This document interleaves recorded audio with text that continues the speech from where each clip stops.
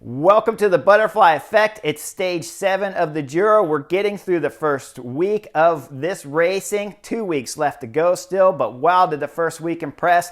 Today, a short, flat stage. One of the fastest Giro stages ever. Deceuninck Quickstep putting down the hammer in the crosswinds right from the start, leaving multiple of the top 10 riders in trouble, with Jakob Fuglsang chasing with his Astana team.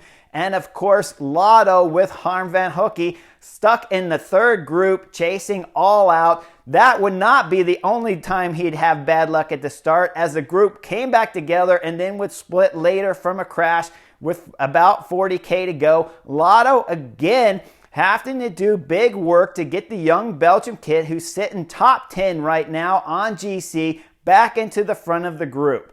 When we come into the sprint, it's a crazy finish.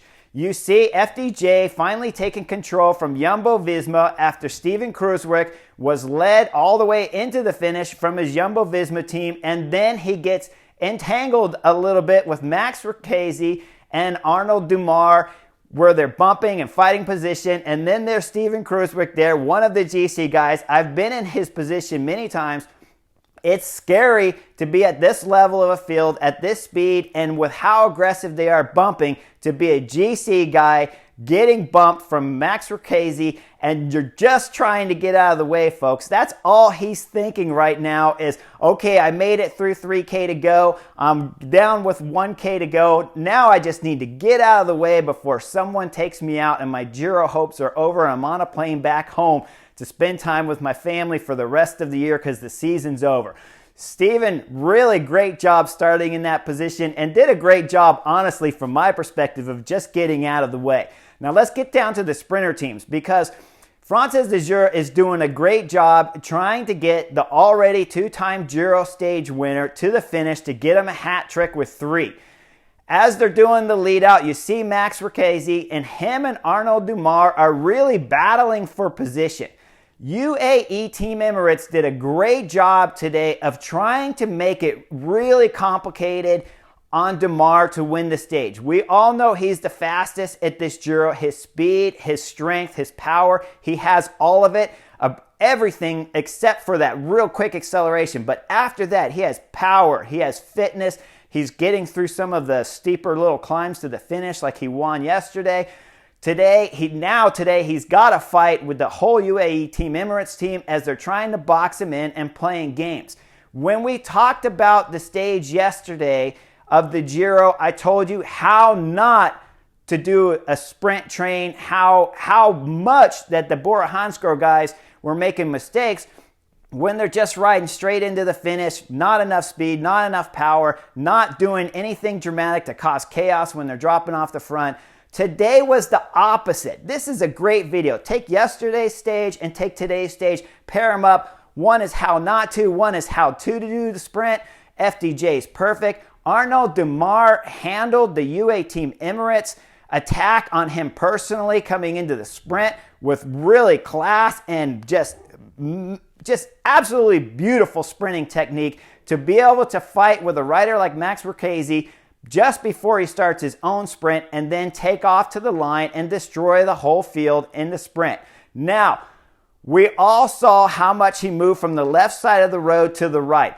In my book, if you took it by the rule, the UCI rulebook, I would say he's DQ'd and Peter Sagan wins this stage. My personal opinion, I love it. It's aggressive racing. I didn't see anything wrong with it. The hook from the left side of the road to the right was never touching Peter Sagan's wheel. He did leave enough of a door open on the right side barriers and himself that Peter Sagan, if he had the speed, could slide up through there and give us a fight for the win. Like I said, I'm happy with the outcome. I love the sprint. I grew up and I raced through Europe, and I've seen much, much worse.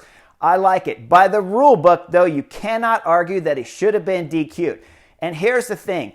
The UCI officials are making it so complicated on riders to figure out when you can get away with something and when you can't. If you go back to Peter Sagan's relegation in the Tour de France this year, and you see where he's trying to pass and go for the win there, he has the window open to slide through. It's a small gap, I admit. There's going to be some touching of bars or hips, just like we saw at that stage, but the gap was there. Now you see at this stage where the rule is you can't change your line. Okay, clearly Arnaud Démare starts on the left. He moves almost all the way to the right side barriers, but still doesn't get DQ'd. I think if the officials really want to start enforcing the rules properly, if they DQ'd Arnaud Démare today, it would really set a precedent that it's just not allowed to be that aggressive. It would be a shame in my book to enforce the rules. I don't even like these rules to begin with. I think there has to be a massive touch of wheels. Some pedal has to come unclipped. Bars have to be going in different directions. Someone has to crash and hit the ground. Otherwise, I just call it aggressive racing. But if they enforced it today, it would really make the sprinting be more clean and more straightforward, which is the image that the UCI is trying to have. The UCI, though, is really hard to understand because even when you go back to the no drafting behind cars, at the crash early in the stage, when they went through the first town, I believe it was about 100K, somewhere 100K to go. It was one of the first intermediate sprints. There's a crash in the city there, and you see the Astana team and the Lotto guys all coming back behind the car. So now they're allowing the cars to chase back on after a crash. Then at the 40K crash to go, when it's a big field back there split off, they're not allowing any cars in there. So it's really difficult as a professional rider to understand what the UCI is going to allow and what they're not. They make it incredibly complicated.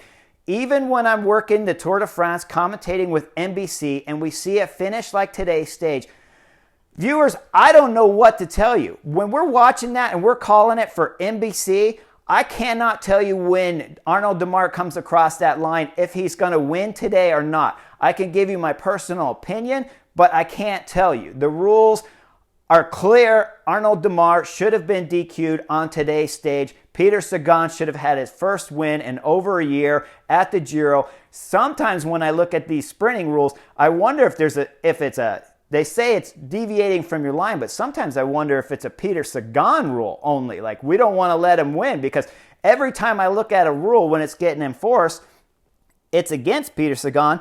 When it's not getting enforced, it's not for Peter Sagan.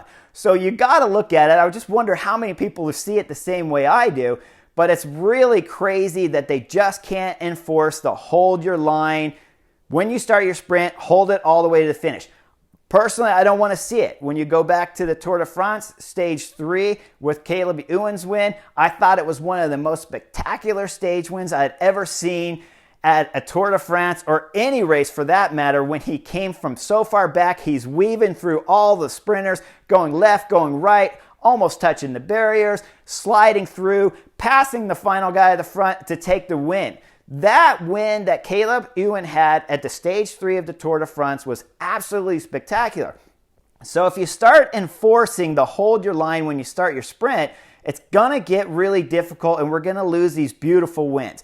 I love Arnaud Démare's win today, but something deep down inside me is saying, is this a Peter Sagan rule or what? I mean, they're calling it, you can't deviate from your line, but every time I see it enforced, it's against Peter Sagan. When it's not enforced, it's against Peter Sagan. It's crazy. The guy's losing regardless. If he starts a sprint, it's like they're DQing him. Now, of course, part of the reason why we're seeing that a lot is because Peter Sagan is at the front for every sprint there is. So it's clearly going to involve him oftentimes. But man, you got to ask yourself, is it a Peter Sagan rule or is this a UCI rule? Because the UCI rule, Démare is DQ'd right away. Now, one other thing I want to point out, after the finish, you see some arguing with Sagan and Démare, just a little bit, so clearly Sagan wasn't happy. But if you go further back, and I believe they're 22nd and 23rd on the stage, it's Max Marchese and the FDJ rider Jacopo. And those two guys, you see him cross the line, and the FDJ rider, he's celebrating, he's all happy. Démare just got done winning the stage, and Max Marchese is delivering a speech to him. I don't know what he's saying, but I can imagine it's not something nice, and they haven't even crossed the line. So something for you viewers to keep in mind, when you see the sprint finish, That is one and very, very important part of the race. It's great to watch that. That's why we turn the show on, okay? So once you see him go across the line, don't flip off the TV, because after what's coming across the line, when you look further back, you see the arguments, the discussions, some riders pulling on each other, tugging on each other's jersey, really upset, just fired up. When I'm finishing a stage like today in 20th, 30th, 50th, 80th position, I am still on alert when I cross that finish line, because what happened just before that finish line is now causing this chaos after the finish line of riders arguing with each other, sometimes throwing fists, putting their bikes into each other. So as a GC rider, I'm always thinking the race is never over when I cross the line. The line will decide time. But my life experience tells me that once you cross that line, you stay alert until you're in a calm, relaxed zone. And it is not calm and relaxed after that finish line. So when you're watching these sprint stages, viewers, it doesn't finish when they cross the line. Keep an eye. There's a lot of interesting information to see.